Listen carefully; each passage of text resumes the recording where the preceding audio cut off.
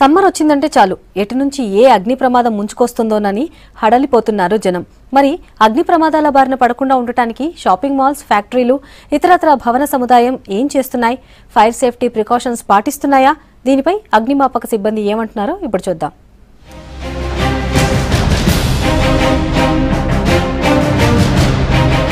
Summer fire accidents లో ఎక్కువగా malls, గోదాంలే ఉంటున్నాయి. చిన్న నిర్లక్ష్యం అమాయకుల ప్రాణాలు తీయడంతో పాటు ఆస్తి నష్టాన్ని కలిగిస్తోంది.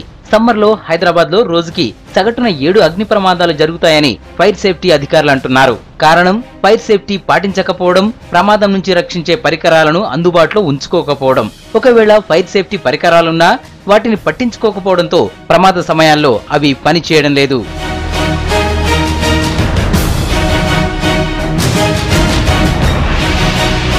ఫైర్ సేఫ్టీ పాటించని భవనాలు వేలల్లోనే ఉన్నాయంటున్నారు అగ్నిమాపక అధికారులు. గతేడాది నుంచి ఇప్పటి వరకు 443 భవనాలకే ఎన్ఓసి సర్టిఫికెట్ ఇచ్చామని చెబుతున్నారు. ఫైర్ సేఫ్టీ పాటించని 1860 స్కూళ్లకు, 489 హాస్పిటల్స్ కు, 212 వసతి గృహాలకు, 451 షాపింగ్ మాల్స్ కు నోటీసులు ఇచ్చామంటున్నారు. ఇక హోటళ్లు, లాడ్జులు, బార్ల లాంటి వాటికి 183 నోటీసులు జారీ చేసినట్లు తెలుస్తోంది.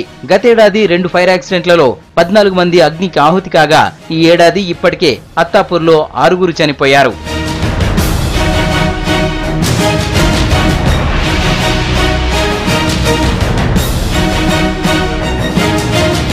అగ్ని ప్రమాదాల నుంచి బయటపడాలంటే డీజిల్ జాకీ పంపులు, స్మోక్ డిటెక్టర్లు, స్ప్రింకర్ల విధానం పాటించాలని ఫైర్ సేఫ్టీ అధికారులు సూచిస్తున్నారు. షాపింగ్ మాల్స్ లేదా ఏదైనా భవనంలో 50,000 లీటర్ల గ్రౌండ్ లెవెల్ ట్యాంక్ తో పాటు 10 నుంచి 15,000 లీటర్ల కెపాసిటీతో భవనంపై ఓవర్ హెడ్ ట్యాంక్ నిర్మించుకోవాలంటున్నారు.